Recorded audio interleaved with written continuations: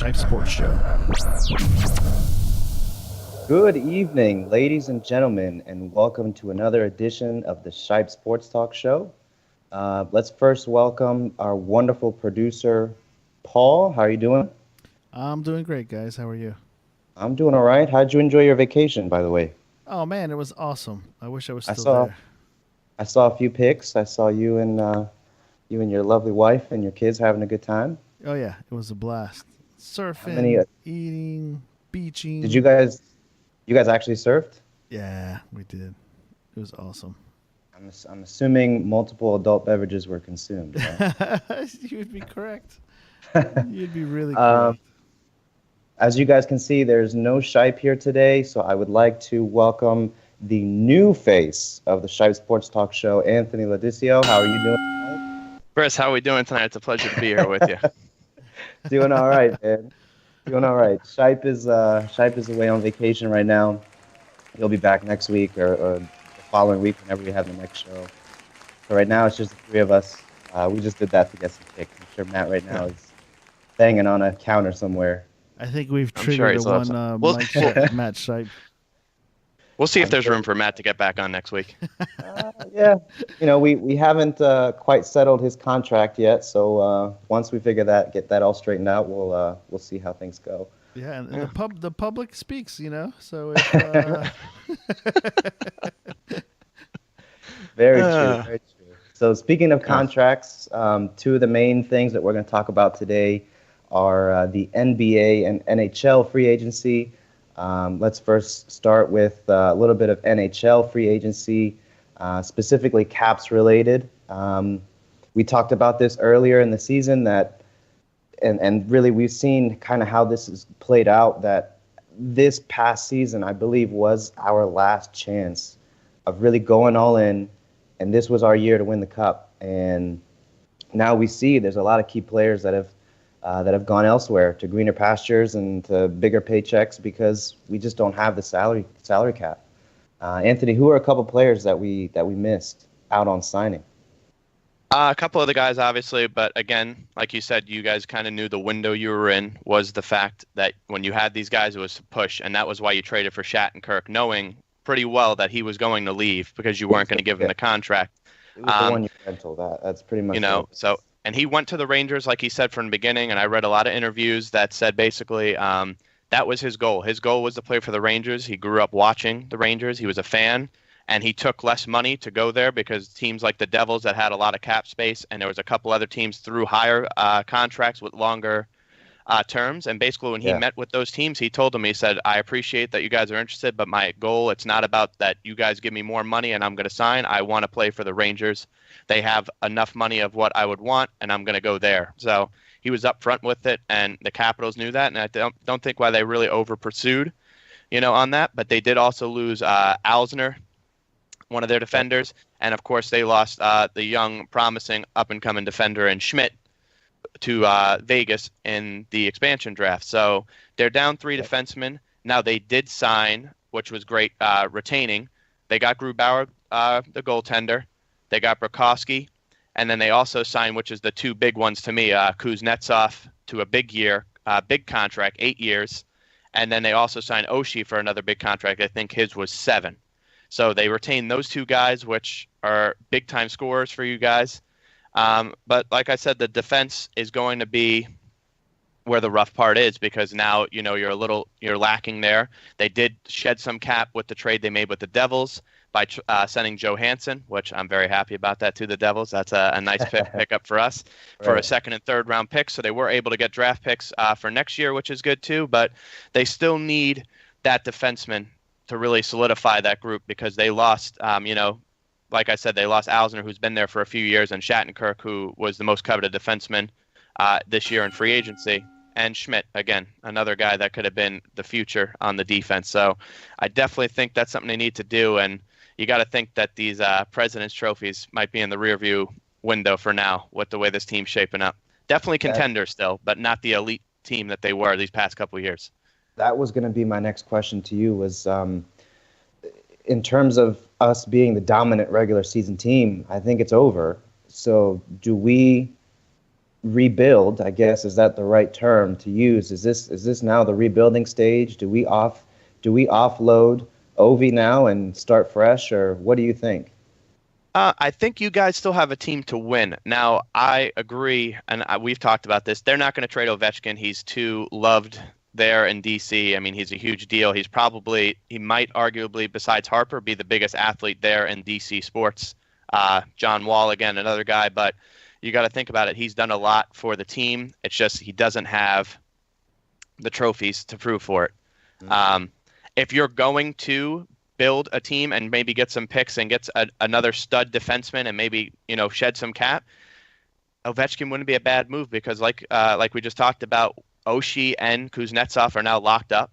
Burakovsky, like I said, another forward that you guys have. You've retained most of your core, so maybe trading Ovechkin, gets you back those defensemen you lost. So it might be something to think about, but I don't see it. I think the offense, on the offensive side, you guys are still going to be able to score very easily. And in net, you guys are pretty set, so hopefully he had a little bit of a rough time, it looked like, there at the end in the playoffs, but again, he's still a pretty top, to me, he's a top 5 goaltender. So.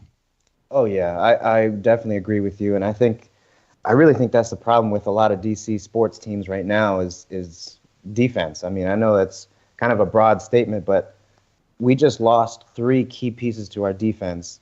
And defense was already our biggest problem to begin with.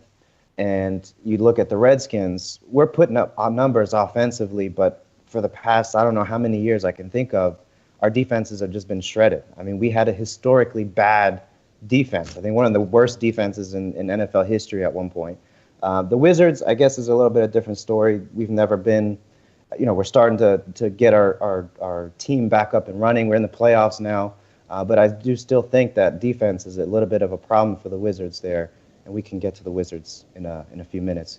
But I really think that as much as it hurts me and it pains me to say, I think it may be time to move on from Ovi, because the money that we're spending on him can be used and allocated to get some younger, hungrier guys that can really push this team to the next level. Although Ovi is beloved and probably has a higher popularity rating than the president, I still think that it may be time for him to go. If not this year, it might be next year. I guess it all depends on how, if we're getting diminishing returns on his numbers, then maybe time to offload him. Yeah, I agree with you. Any other big signings that happened in the NHL? Any other big things other than the expansion draft that you and Bojo touched on? Yeah, there was a couple of, like I said, we talked about Shattenkirk to the Rangers. Yep. Alexander Radulov went to the Dallas Stars. Montreal was expecting to keep him. He's actually someone that left for the KHL and came back. But speaking of the KHL, Kovalchuk was looking to come back this season, but the Devils couldn't find a suitor, it looked like, to trade him to. So now it looks like he's going to hold off. He's going back to the KHL, and now next year, July 1st, 2018, he'll officially be a free agent. So he's able to come back and go to any team he'd like without having to worry about the Devils having his rights. So I think that's his goal now. What was the other? There was some other big ones. Joe Thornton re-signed with San Jose for 1 year, $8.5 million. Marlowe left San Jose, which they were expecting San Jose to retain both of them. So a couple of moves, nothing too big that really was a surprise. A lot of small moves, but moves that could be depth moves, because the free agent class to me this year was not very strong outside of those big names like Shattenkirk, defense-wise. He really isn't even that huge of a name, but when it came to this landscape of the defensemen, he was probably, he was hands and knees above the rest of them, and I think that really after that, there's really no one you're going to get that's going to make a big splash. So I think I heard, I was at a beer festival over the weekend, not over the weekend, on the 4th of July, and I was talking to some Pittsburgh fan. He was wearing, Pens and Pirates and Pittsburgh Steelers, and he was Pittsburgh everything. He did mention that, I think that he did mention that the Penguins were letting some people go. Did that happen? They're another team with cap issues. So they obviously Marc-Andre Fleury left in the expansion draft. which was expected, but they're still trying to retain their core. And I like know. I like that move for him because he's always been a good goalkeeper, and I really don't think that he got a chance to shine in Pittsburgh, especially with the new guy. It was Murray, I think it was. Yeah, Murray. Yeah. Mm-hmm. But now he's the number one guy, so that'll be interesting to watch. Yeah, no one over his back either. Looks like for the in the future, for the immediate future, I should say. So. Yeah. Well, that brings me to my next point because I was just talking about the Pens, who obviously are the reigning champions, unfortunately.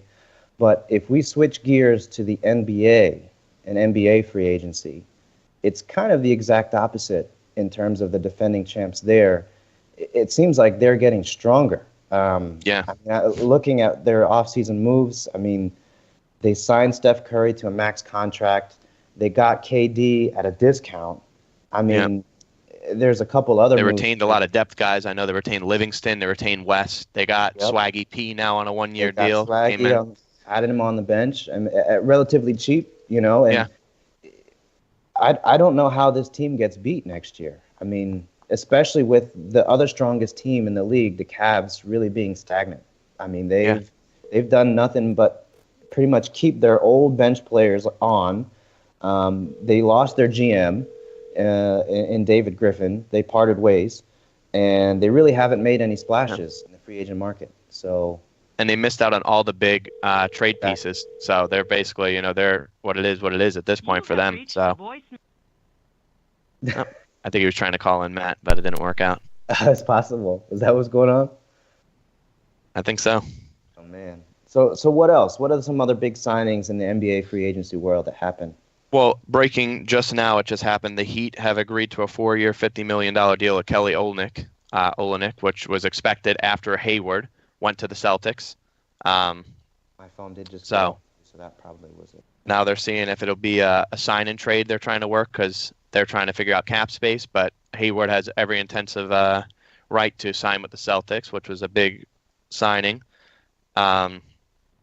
Then we also had, of course, the big trades. The first one really that started everything off was CP3 to the Rockets.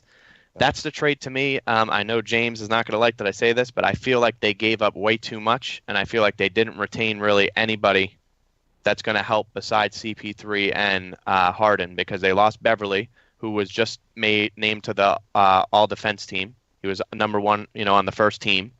They lost a lot of other guys. I can't remember everyone in the trade. They lost like 4 or 5 people, though, at least in the deal. So, and they gave up first-round pick. But players that were role players, and like I said, Beverly was becoming a pretty good starter for the Rockets. So I'm interested to see how that works out. Obviously, the big trade when it comes to PG-13, Paul George, that was the one everyone was really after, and he goes to Oklahoma City, which was kind of out of left field. And when he was asked about it, because every team was throwing picks at him, I remember the Celtics at one point were offering him 3 first-round picks. They weren't the Nets one because obviously the Nets one will end up being another first round, probably first overall with the lottery the way it works out.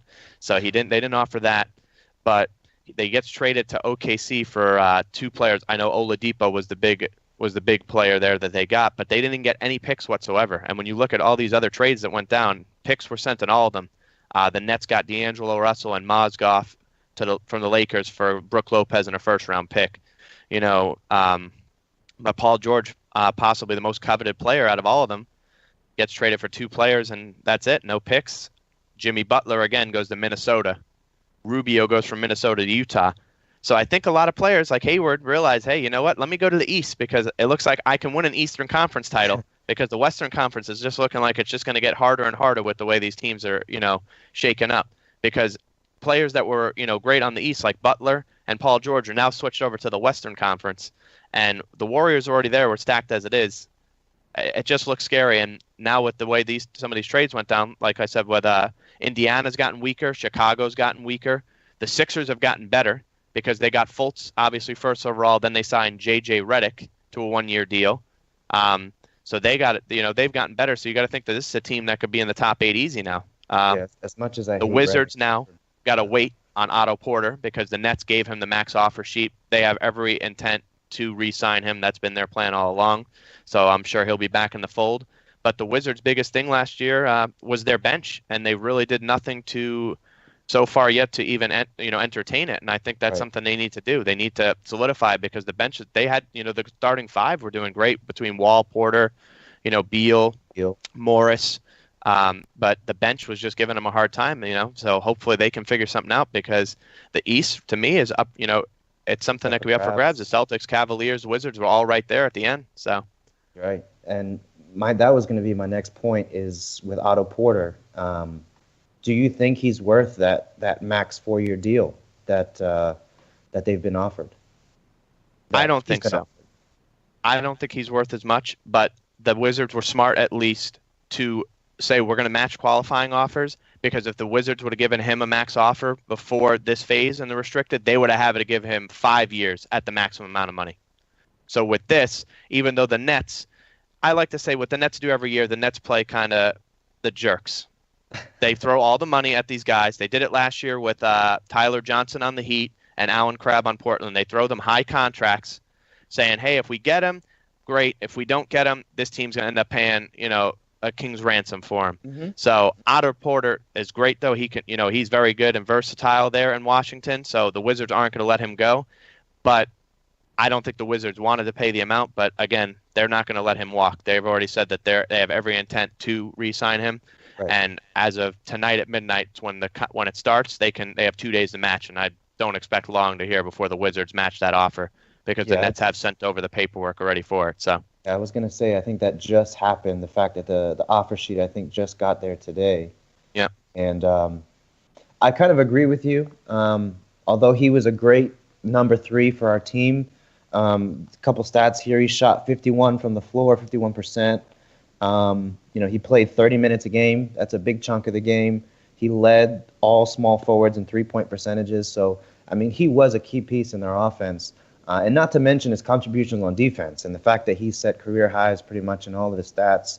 And, he's a young guy. You would hope that he's only just going to get better. But me being the way I am, I'm very conservative with my money. So I don't know if I would offer this kind of deal, but the way the market is going right now, you might as well max it out now. Get him at the 4 years instead of the 5 years, like you said. Match the qualifying offer, and because I think the salary cap is just going to get larger over the next 2 years. I think it was. Was that? Yeah, it's gonna. Right? That's what I've heard. Yeah. Might as well max it now. At the best possible contract you can get, and hope that he just continues to grow and mature, and keep putting up these numbers, even in the shadow of Bradley Beal and John Wall. So let's hope that works out for the Wizards. I think we can get over the Celtics. They did add a pretty good piece to their team, Gordon Hayward. But I still think that we can be competitive against the Celtics, and we saw this past year we were definitely competitive against the Cavs. There is still one big name out there that I wanted to ask you about, Carmelo Anthony. It's still kind of a question mark. What do you think is going to happen there? I heard that they're just going to buy him out or somehow try to get something for him. I think a lot of teams have, like you said, a lot of teams are interested in him, and I think it's coming down to the asking price. And I think a lot of teams are just kind of balking at the offers that they're like, we're not going to give you that much. And like you said, there's talk of maybe they buy him out, and I think they're like, we'll call your bluff and we'll just wait, and we'll take a chance. It might not end up working in their favor, because if he has the chance to go wherever he wants, he might be like, I'm just going to head right to Cleveland and play with LeBron, So, but yeah, I think that it's definitely. I don't see at the start of the season. I don't see Carmelo in a New York Knicks uniform. I think he's somewhere else. Where, I'm not sure yet, but I think some team is going. I know the Rockets at one point were in serious talks of trading for him. The Cavaliers, like I mentioned, were in the talks. There was at least 3 to 5 other teams in the mix. But a lot of teams were they said the Rockets were very close to pulling the deal off, but it fell apart. And then the CP3 trade went through, so that might have had a lot to do with it too. But I definitely think he's playing elsewhere next year. I think it's best for him, because obviously he still hasn't won a title. So I think that's definitely something on his list before he retires. Yeah, I agree with you there. And the fact that they got rid of, what's his face? Phil? No, they didn't get rid of Phil. Exactly. They did, yeah. Okay, yeah. They parted ways. They said it was mutual, but I'm sure there was a lot of headbanging and differences of opinion. So the fact that they got rid of Phil Jackson, the fact that they're probably getting rid of Carmelo Anthony, it tells me that they're ready to rebuild. They got rid of the legendary Phil Jackson. They're getting rid of Carmelo Anthony. I mean, I think that I'm pretty sure that's it for them. I agree with you on that. Definitely a rebuilding stage there. What do you think about the trend? The trend that you mentioned earlier, the fact that pretty much most of these stars are going from east to west, going to the hardest conference or division, whatever you want to call it, as opposed to the east, the much easier to win conference. Yeah, I'm very surprised that they did. A lot of them, like I said, were in trades, so they really probably didn't have as much. I think it was more like the GMs were like, hey, we don't want him playing against us. We want him out of here, so let's send him over there. I think Minnesota's a team that could be scary now that they have Butler. They've made a couple of signings as well. Obviously, they already had a pretty decent core there with Karl Anthony Towns and, man, I always forget the former first-round pick that they traded, Andrew Wiggins. So they have him there too. They just traded Rubio, got a first-round pick in return, but a team that, again, like I said, that could be good. But again, they're playing in a very strong Western Conference, so it's like you're playing to make the playoffs at this point. You're not playing for the title. You're playing to make the playoffs. And then after that, who knows what you're going to do. So I just think it's really, if I'm a free agent, my goal, unless I'm going to sign with the Warriors if going to the West, I'd probably rather stay on the East side and be like, hey, listen, I'm going to take a shot. If I'm going to have a shot, because the way the East is shaking up right now, 5 games under 500 and you're fighting for a playoff spot easy. Pretty much. Because there's really not strong teams. Like we said, outside of those 3 that we mentioned, teams are going to be up and coming, but those top 3 are really the only 3 teams I see as legitimate contenders. You just mentioned the Warriors. I wanted to touch on 2 things here. One with the Warriors, one with another free agent signing that happened. What do you think about KD taking a pay cut? What do you think that says about him, or does it say anything about him? Yeah, I think it says, obviously, his first and foremost concern is to win, because without him last year and I mean, you could watch that playoff run. The Warriors are still there probably, but he had games against when they were playing the Cavaliers. He was dominating those games, scoring over 40 points in games. He was MVP.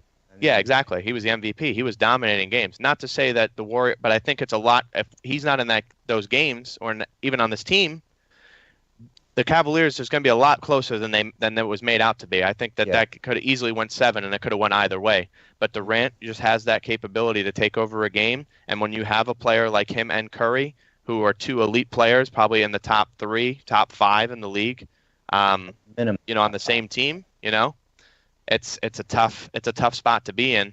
And he's probably like, hey, I can win a couple more. And I think he signed only for 2 years, but it's got to be a kind of a hard pill to swallow when he does that, and then you see your teammate, not to say he's not deserving, gets a 5-year $200 million contract, and you're taking half of it, and he's getting $40 million a season. Again, he's been on the team, he started there, but Durant, I guess, just wants to win that much, and he realizes, like, I could go home. There was talk that he said now I'd think about going back to Oklahoma, but I think he realizes I either stay here and win, or I go over there and I take a shot at winning. Yeah, so I think he might want 1 or 2 more, and then maybe he thinks after this contract, all right, let me go back home. But at that point, is Westbrook, Paul George, is this team still, the same, core that they are now? So I think it definitely has to do with that. What do you think about it, though? Do you have an issue with it, or? I just mainly think, what do the critics say? Because obviously they were after him. They were completely tearing him down for leaving Oklahoma, and then now he's basically taking a discount to play on the best team in the league right now.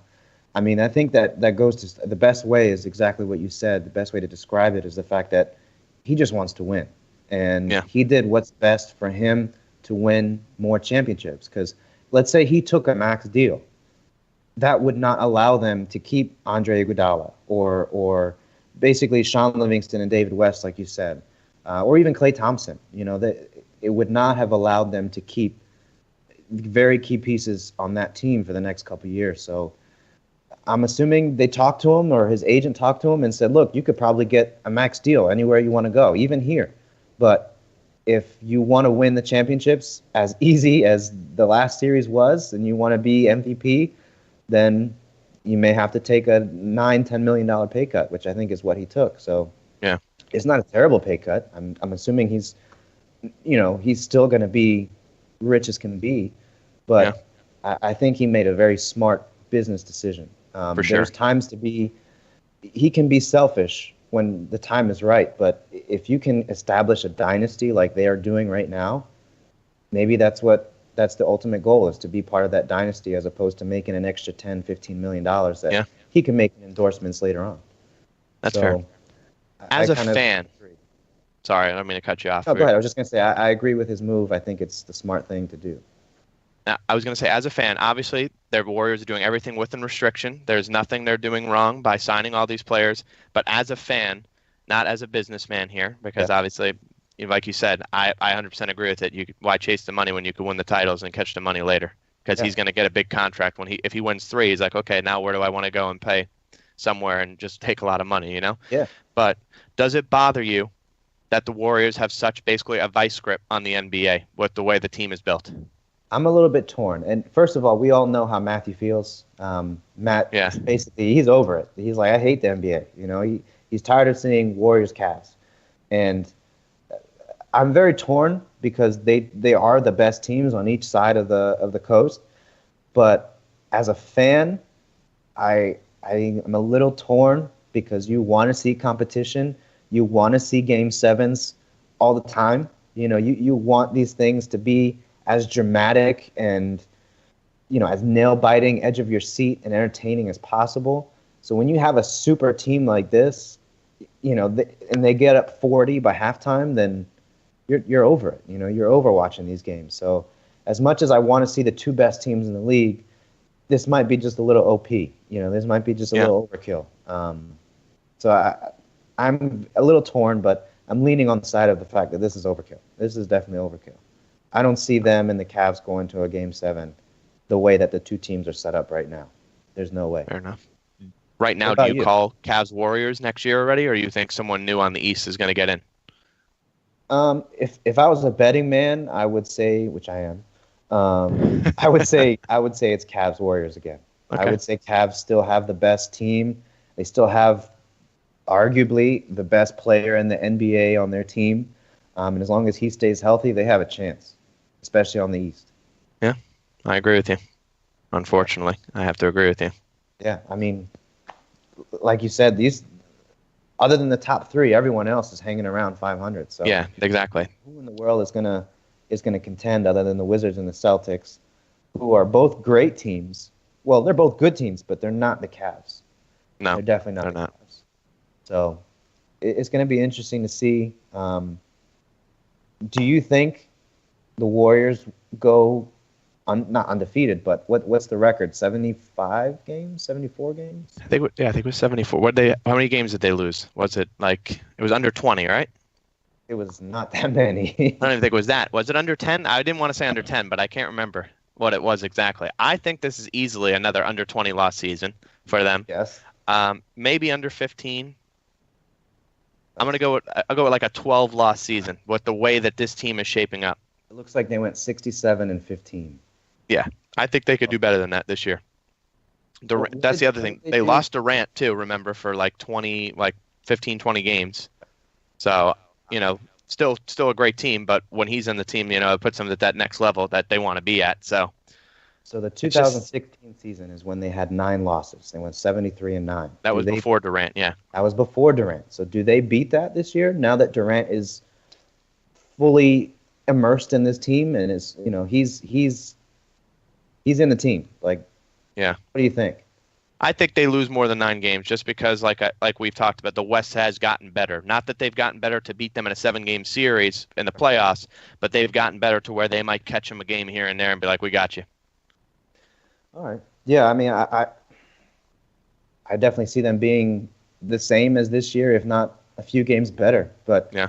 I don't know if they get to 74 wins. That's kind of pushing it. Yeah, I don't think so yet. I know we were talking about KD and the fact that he's doing what he can to win a championship. Kind of on the other side of the rope, you have someone who just signed another deal to play for his 20th season with the Mavs in Dirk. I mean, what more can you say about Dirk Nowitzki? I mean, he's a legend. I mean, the fact that he's played with that team for 20 years, and although they may not be the team that they were, I mean, they were a really competitive team, and they won a championship, I think, if I remember correctly. So, I mean, you can't say that his legacy is not cemented already, but just the fact that he could have probably gone anywhere, just to be a key player on a winning team already. The fact that he stayed on that team for 20 years. Man, never left him, man. That says a lot about his character. Exactly. So definitely congratulations to him. I mean, 20 seasons with one team is amazing. So any other headlines that you want to talk about in the NBA? Anything? Any other big players that we missed? Any trades? Right now, I feel like I'm blanking, and I know there's players that I'm missing. There are definitely still some other key players out there, but until we hear more, I mean, what's happened so far, I think we've pretty much covered it. At least the big. Yeah, names. I think the big things right now. Obviously, the other slight, not big move. The Clippers retained Griffin after both of them opted out. They got Danilo Gallinari. Now they traded Crawford in, and they're saying the talk is Jamal Crawford's going to get bought out, and he's possibly going to the Cavaliers now. So again, the rich get richer with the signings, but that's kind of some of the stuff still going on, and a lot of rumors still at this point. Like we said, Otto Porter still from the beginning has been probably the most prized free agent in this class, and he's a restricted free agent, so you really won't know his official destination until Saturday. But all signs point to him returning to Washington. Yep. So we'll keep updated on that, I'm sure, throughout the week, and I'm sure next week Matt will be excited to announce that Porter would be returning to the Wizards. So let's hope. I mean, like you said, all signs point that way, but until the ink is on the page, it doesn't mean anything yet. So one way or the other, one of us will be happy because either they come to Brooklyn and I'm excited, or he stays in Washington. So That's true. All right. So next, we were going to talk about a boxing match that happened recently that we could say has kind of sent some shockwaves around the world, where Pac-Man pretty much won but still lost. Yeah, What do you have to say? What happened? Explain it to me, because I didn't actually watch it. So I watched a fight. The kid Horn was it was in his hometown, undefeated. Yeah, I want to say he was 28-0 or 29-0 going into the fight. Pacquiao obviously going in as the champion. Good fight. Back and forth action. Horn, Pacquiao, they did not step back from each other. They were taking swings on each other, and it was a very entertaining fight to see. And the fact that it was on ESPN for free. I mean, they said the views were over 4 million. So great, ratings for ESPN. This is definitely the start of something, a new partnership there, they said, with the boxing world and being on ESPN. But the fight was good. Entertaining, like I said, was the best word I could describe. Now, Horn headbutt him. They raised heads a couple times. They had to stop it. He cut Pacquiao on both sides of his forehead. So, he got him a little bit. But everyone talks about the numbers, 32% to 13. I look at a guy and who looks more beat up, who looks like they're gassed, who looks this stuff. And to me, Pacquiao looked cleaner at the end. Yeah. And in the 9th round, he was hitting Horn so hard that he was stumbling backwards and was like in and out of it. And it was close to the ref having to step in there and be like, hey, let's check him. And they were checking his eye again in the 10th round that he was getting hit on, because of, the shots he was taking. Now, don't get me wrong, Horn got some nice shots in as well. So it was a close fight. But for the result to be a unanimous decision with all 3 judges, and one of them scored it 117 to 111, a 6-point difference in that kind of fight, where 95% of the people, I should probably say, I mean, if I could do probably 99.7, because the .03 of those 3 judges figured Pac-Man won that fight. They found somehow that he won unanimously, not even a split decision, but that he won unanimously. And to me, that was a controversy in its own, and Pacquiao should not have lost the title. and they're also saying that they will not review it. Pacquiao wanted it reviewed. They are not going to review it. The call will stand. And I think this is just because they realize, hey, it's not ESPN. We're gonna have this rematch on pay-per-view. But yeah, not taken away from Horn. He is definitely an up-and-coming guy. Young kid, like I said, hasn't lost a fight yet. He definitely has some talent. I just don't think that was the fight that he won. I think that the judges really, really made a mistake there.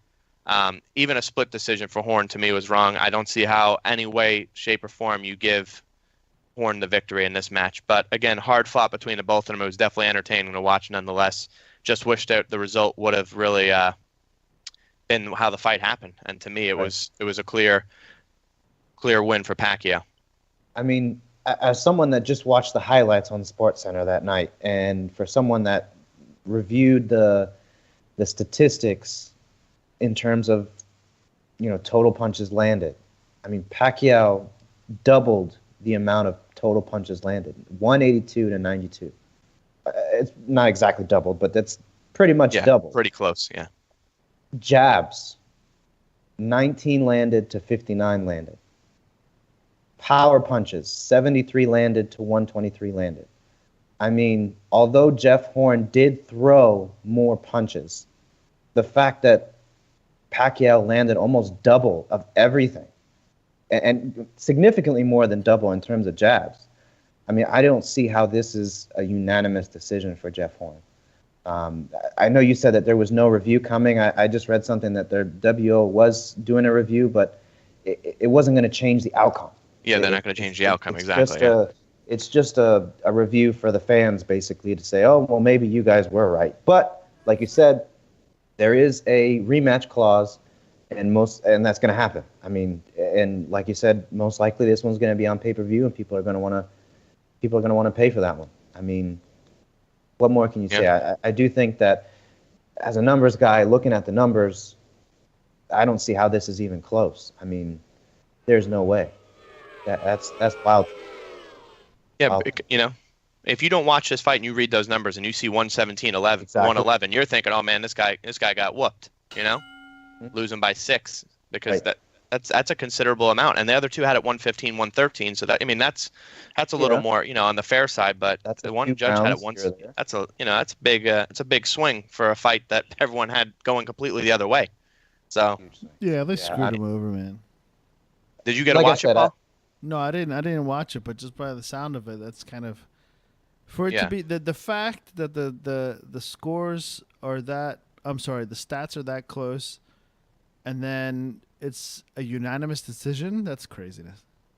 Yeah.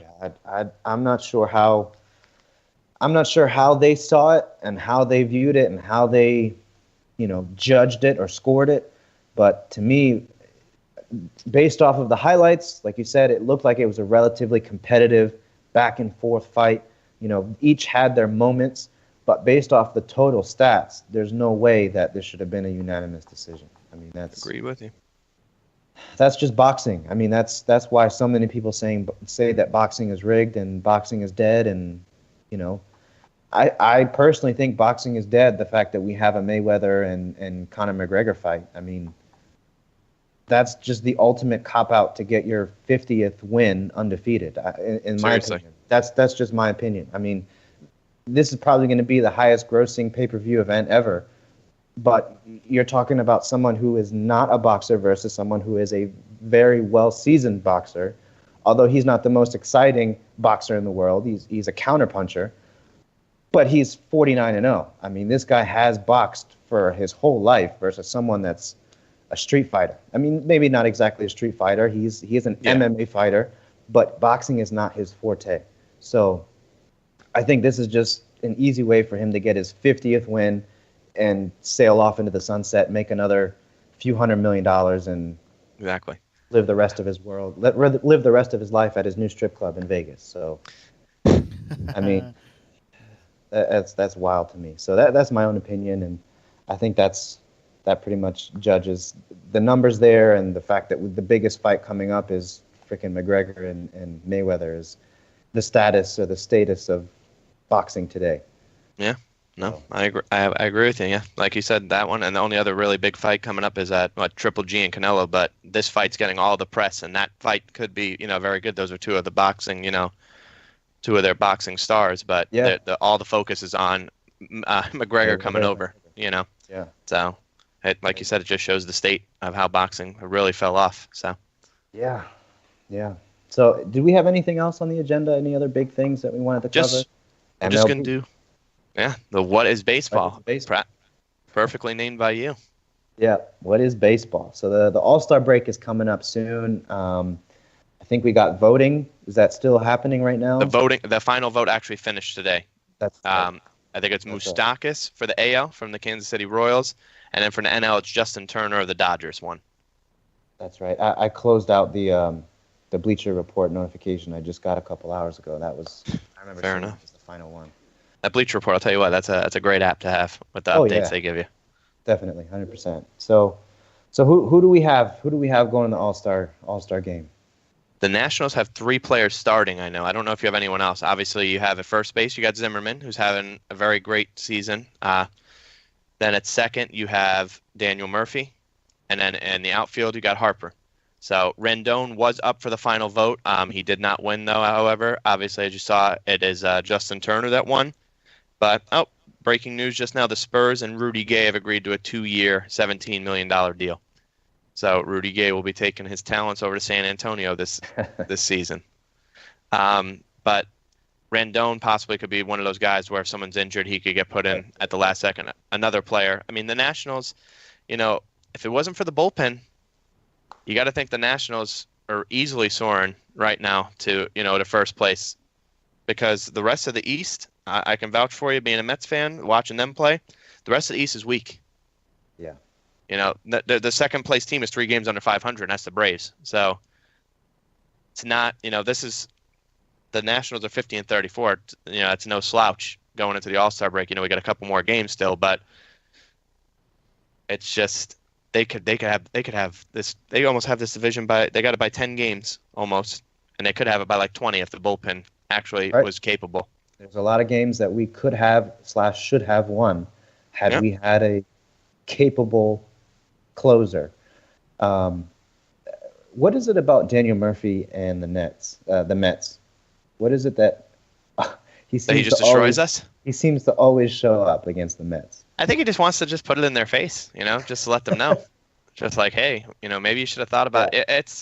It's just when you look at this, you look at the Mets, it's just a sad story, man. It really is. They just don't know how to retain players. Justin Turner, the one on the Dodgers, was on the Mets. They let him go. Daniel Murphy on the Mets. Look at him, both of them on the All-Star team. Mm-hmm. The Mets sent one guy, and that's because you have to send someone, and that's Conforto. Seriously, I mean, no one got voted in.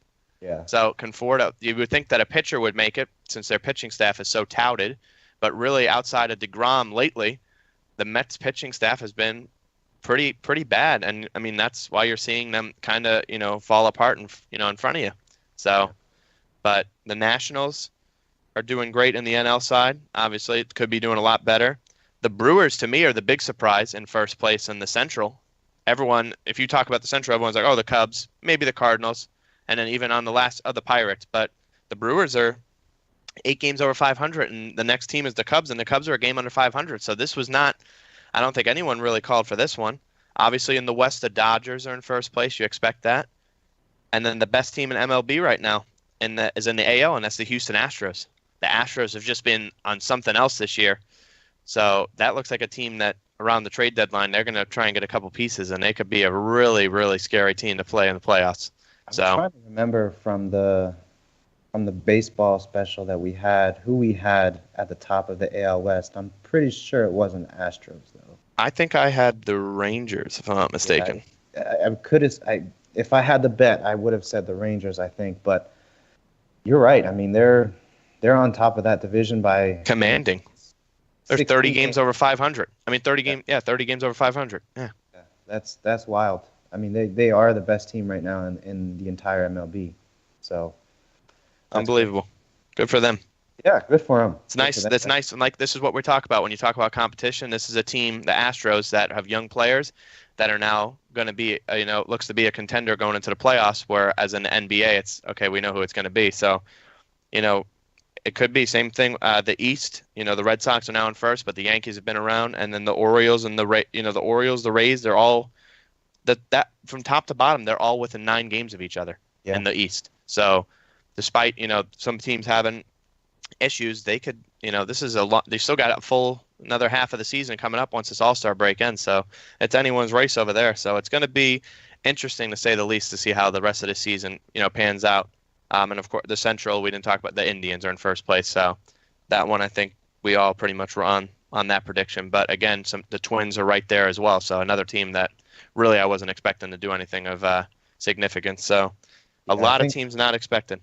I think I definitely had the Indians there, and I think the Royals I had pretty much second place. So and the Royals are right there behind them. Yep. So yeah, they're half game. It looks like behind. So that's definitely going to be down the stretch. It's going to get competitive, but I think the Indians can definitely pull that one out. Yeah, for sure. Looking forward to seeing how it plays out. So yeah. So what's the format for the All-Star game? It's new. Was it new last year? Or just I think the fact this is the that first year that now?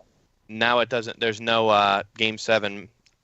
Whatchamacallit. Okay, that's what I was going to say. I thought something was different this year. There's no Game 7. Yeah, there's no Game 7 implication anymore for the winning team. Right. Since 90% of the time was the American League, and it was always on some last-second thing.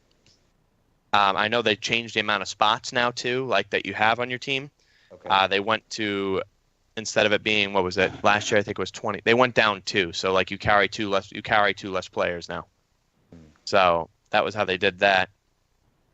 And the AL actually has 1 less, which is interesting. I guess that has to do with because of the DH, but you would think they'd have 1 more because of that. So. Well, any other big news in the MLB? Any other injuries or anything that we need to look out for? No, I don't think so. Obviously, like once this All-Star break is out, that starts. I think Monday night will be the Derby, so we'll have that going on. Then you got the All-Star game Tuesday. Then I think the games will probably start. It's usually either Thursday or Friday. I think it might be Friday, but we'll be right there in mid-July already. You got to start watching for the trade deadline right after that, and that's where I think you're going to see the big moves start to happen. Teams like. Unfortunately to say it, the Mets are on the fence right now. They got to figure out: are we gonna try and keep these guys, or are we gonna trade them? I know the Mets have been a second half team the last couple seasons, but you got to look at if you're going to lose a lot of these veterans like Jay Bruce and Granderson. Maybe you start thinking about moving them and getting some young guys back. And then teams like the Nationals in the East, the Astros, the Yankees, the Red Sox, they look at really solidifying their rosters going into these postseason runs and making sure they have the team there. And the Brewers, they're going to have to. Make sure. And don't let me not say the Cubs, the defending champions, a game under 500. No one would have predicted this after the season they had last year. So definitely going to be an interesting July, to say the least, in baseball. And before we even stop talking about baseball, we'll move to football real quick.